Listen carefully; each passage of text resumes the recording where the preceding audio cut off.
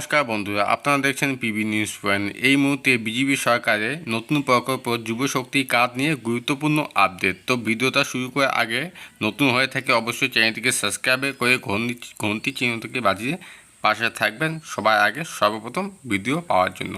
তো বন্ধুরা শুরু করা যাক আজকের ভিডিও। বিজেপি প্রস্তাবিত যুবশক্তি কার্ড প্রকল্পে বেকার যুবক ও যুবতীরা কি মাসে 3,000 টাকা পাবেন। মেয়েদের জন্য আলাদা সুবিধা, 10 লক্ষ টাকার স্টাফ অ্যাপ ঋণ এবং সরকারি চাকরি নিয়োগ নিয়ে বিজেপি নির্বাচনী প্রতিশ্রুতিগুলোর বিস্তারিত তথ্য জানুন এই প্রতিবেদন। বিজেপি প্রস্তাবিত যুবশক্তি কার্ড নিয়ে বর্তমানে পশ্চিমবঙ্গে বেকার যুবক যুবতীদের মধ্যে ব্যাপক চর্চা চলছে। বিশেষ করে এই প্রকল্পে মেয়েদের জন্য কী কী আলাদা সুবিধা থাকছে তা নিয়ে অনেকেই কৌতূহলী রয়েছে। রাজনৈতিক পর্যবেক্ষকদের একাংশের মতে বাংলার ভোট রাজনীতিতে মহিলা ভোট অত্যন্ত গুরুত্বপূর্ণ ফ্যাক্টর। গত কয়েক বছরে বিভিন্ন সামাজিক প্রকল্পের মাধ্যমে মহিলা ভোট ব্যাংককে শক্তিশালী করেছে রাজ্যের শাসক দল। সেই জায়গাতে এবার তরুণী ভোটারদের টার্গেট করতে চাইতে পারে বিজেপি। তাহলে যুবশক্তি কার্ড নিয়ে মেয়েরা আলাদা সুবিধা পাবে। জানুন বিজেপি প্রকল্পের বিস্তারিত তথ্য। 2026 সালে বিধানসভা নির্বাচনকে সামনে রেখে বিজেপি তাদের ইস্তাহারে বেকার যুবক যুবতীদের জন্য যুবশক্তি ভরসা কার্ড প্রকল্পের প্রতিশ্রুতি দিয়েছে।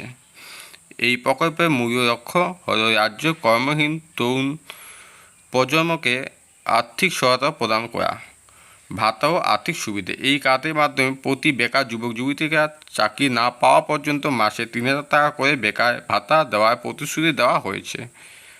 পূর্বে পশ্চিমবঙ্গ সরকার যুবসাথী প্রকল্পে মাসে 1,500 টাকা দেওয়া হতো, যা বিজেপি ক্ষমতায় দ্বিগুণ করে 3,000 টাকা করার কথা জানিয়েছে। এই সুবিধা পাওয়ার জন্য আবেদনকারীর বয়স হতে হবে 21 থেকে 40 বছরের মধ্যে।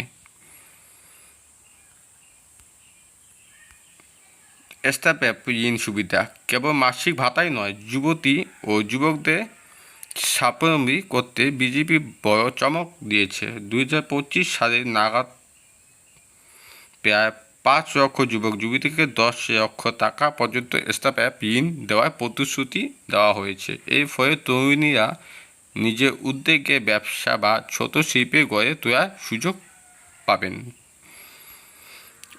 অন্যান্য সুবিধা ও সরকারি উদ্যোগে বিজেপি ক্ষমতায় এলে সরকারি চাকরি পরীক্ষা বসার বয়সে 5 বছরে ছাড় দেওয়ার পাশাপাশি নিয়মিত এসএসসি ও টেট পরীক্ষার আয়োজনে প্রতিশ্রুতি দিয়েছে।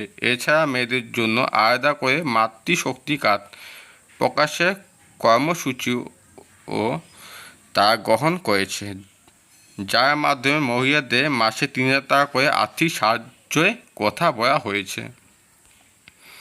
বিশেষজ্ঞদের মতে বর্তমানে চাকরি ও আর্থিক স্বাধীনতা তরুণীদের কাছে অন্যতম বড় ইস্যু। ফলে শুধুমাত্র ভাতা নয়, কর্মসংস্থান ও দক্ষতা বৃদ্ধির দিকেও জোর দিতে পারে এই প্রকল্প।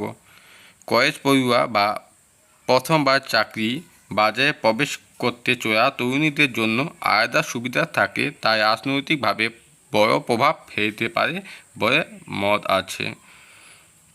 তো বন্ধুরা, এরকম ভিডিও নতুন পেতে অবশ্যই চ্যানেলটিকে সাবস্ক্রাইব করে ঘন্টি চিহ্নটি বাজিয়ে পাশে থাকবেন। ধন্যবাদ।